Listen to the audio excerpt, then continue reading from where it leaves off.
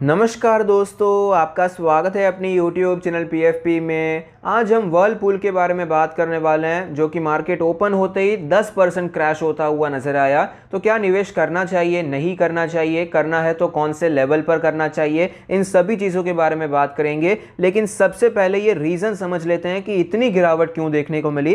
तो रीज़न ये बताया जा रहा है कि ग्रोथ कंसर्न्स हैं, कंपनी में ग्रोथ अच्छी नहीं है, नेट प्रॉफिट नीचे जा रहा है, मार्जिन नीचे जा रहा है, सप्लाई डिस्ट्रप्शन चल रहे हैं। लेकिन ये सारे रीजन मार्केट को पहले से पता है। इसका रिएक्शन भी एक बार हमें वर्लपूल के शेयर में दिखाई पड़ता है। तो आज इतनी भारी गिरावट क्यों देखने को मिली? तो इसका रीजन वर्लपूल इंडिया में नहीं, वर्लपूल यूएस में है।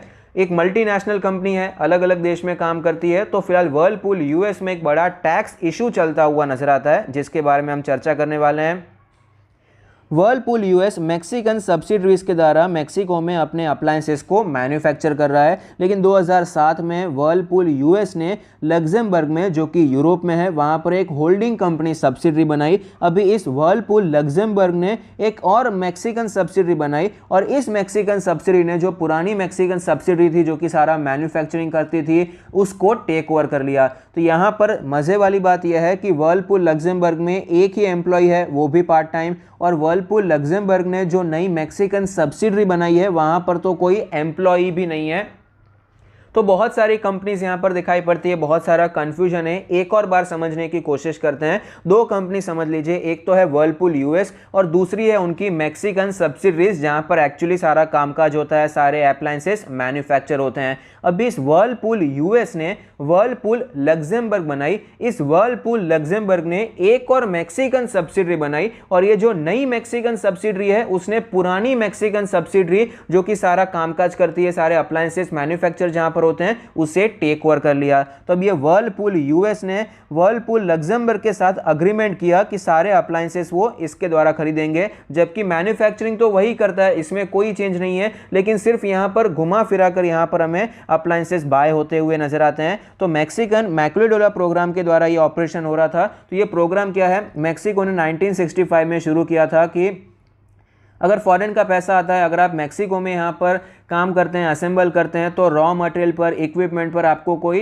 इंपोर्ट ड्यूटी नहीं देना पड़ेगा। तो इसके द्वारा फॉरेन प्रिंसिपल को ये कंसिडर किया गया कि मैक्सिको में कोई परमानेंट एस्टैब्लिशमेंट नहीं है, कुछ रिक्वायरमेंट्स थी, उसे ये वर्लपूल ने कंप्लीट कर दिया। तो जो प्रॉफिट जो जनरेट किए हैं, $45 मिलियन का जो प्रॉफिट इन्होंने जनरेट किया है, मैक्सिको में इनको कोई टैक्स नहीं भरना पड़ा। ऑन द अदर हैंड, जब लग्जमबर्ग के बारे में बात आती है, उनके टैक्स पर्पसेस के बारे में बात करें, तो वर्लपूल लग्जमबर्ग ने ये फैक्ट एस्टैब्लिश कर दिया कि उन्होंने मैक्सिको में एक परमानेंट एस्टैब्लिश किया है। तो लग्जमबर्ग का जो मैक्सिको के साथ टैक्स ट्रीटी है, उस हिसाब से लग्जमबर्ग में भी कोई टैक्स नहीं भरना पड़ा। तो ये जितना भी इनका कमाई हुआ है मैक्सिको में भी टैक्स नहीं भरा, लग्जमबर्ग में भी टैक्स नहीं भरा। तब इन्होंने जब यूएस में ये फाइल किया, तब उनको यही लगा कि भाई यूएस में भी कुछ टैक्स नहीं भरना पड़ेगा, तो ये पूरा टैक्स फ्री इनकम हो जाएगा इनका। लेकिन इंटरनल रेवेन्यू सर्विस ने डिसएग्री किया।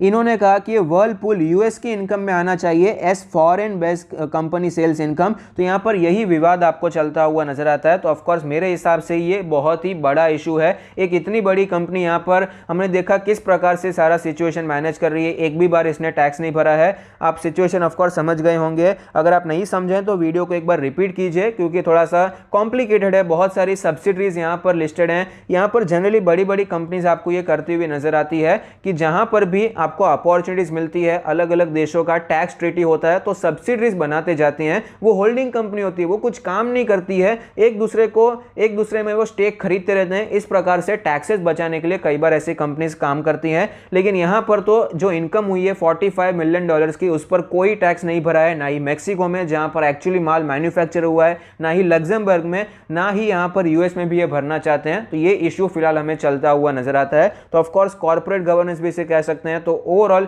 ये इशू है जिसके कारण शेयर प्राइस नीचे आया है, ऐसा मेरा मानना है। आपका क्या मानना है मुझे कमेंट बॉक्स में जरूर बताइए। कंपनी के फाइनेंशियल ट्रेंड के बारे में बात करें तो ओवरऑल रेवेन्यू में तो ग्रोथ नजर आती है, लेकिन प्रॉफिट्स में गिरावट देखने को मिली, जिसका रीजन है सप्लाई में डिसरप्शंस है। नेट प्रॉफिट हमें नीचे जाता हुआ नजर आता है, मार्जिन में गिरावट देखने को मिली है।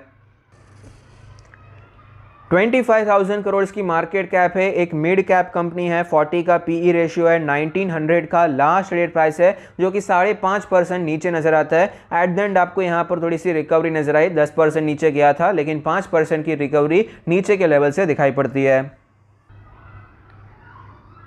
स्टॉक के चार्ट पर हमें क्लियरली पता चलता है कि 2021 में स्टॉक ने अच्छा परफॉर्म नहीं किया है। 2750 से स्टॉक फिलहाल हमें 1900 के भी नीचे नज़र आता है, तो क्लियरली अंडर परफॉर्मेंस यहाँ पर नज़र आता है।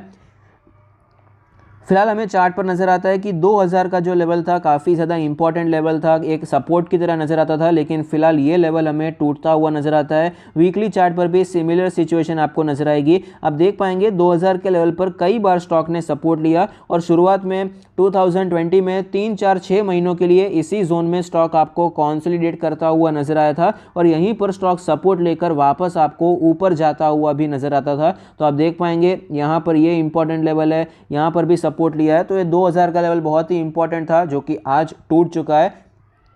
200 वीक्स के मूविंग एवरेज पर स्टॉक नजर आता है। वीकली आरएसआई बहुत ही वीक है, 36 के आसपास चली गई है। मंथली चार्ट के बारे में बात करें तो आप देख पाएंगे कि मंथली चार्ट पर हमें 44 का आरएसआई नजर आता है, तो बहुत ही ज़्यादा वीकनेस नजर आती है। और यहाँ पर एक टाइप का हम कह सकते हैं कि हेड एंड शोल्डर पैटर्न भी बनता हुआ नजर आता है। वीकली चार्ट पर एक बार देख लेते हैं, थोड़ी सी बेहतर सिचुएशन नजर आएगी। तो आप देख पाएंगे यहाँ पर एक शोल्डर है, ये एक हेड है, यहाँ पर एक complex head and shoulder pattern भी बनता हुआ नजर आता है जो कि फिलहाल टूटता हुआ नजर आया है। तो स्टॉक में क्लियरली वीकनेस है और यहां पर फंडामेंटल्स में आपको चेंज देखने को मिल रहा है। देखिए स्टॉक ऐसे ही कुछ एक बार नेट प्रॉफिट नीचे आया या फिर चलिए 2-3 क्वार्टर के लिए हालत खराब हो गई, वो एक बार समझ सकते हैं। सिचुएशन वापस बेहतर होगी तो प्रॉफिट वापस बढ़ जाएंगे अगर कंपनी अच्छी है, उनके प्रोडक्ट्स अच्छे हैं, उनकी टेक्निक्स अच्छी है, मार्केटिंग टेक्निक्स अच्छी है। लेकिन यहां पर फंडामेंटल्स में कोई इशू आता है तो ऑफकोर्स कंपनी पर आपको ध्यान देना चाहिए। अगर आपने इन्वेस्टमेंट किया है तो यहां पर अपने डिसीजन को फिर से एक बार रिवाइज करना चाहिए। कई बार हमने यहां पर आपको वीडियो बनाकर खरीदारी की राय दी है कि यहां पर आप खरीदारी कर सकते हैं, स्टॉक अच्छा है, स्टॉक में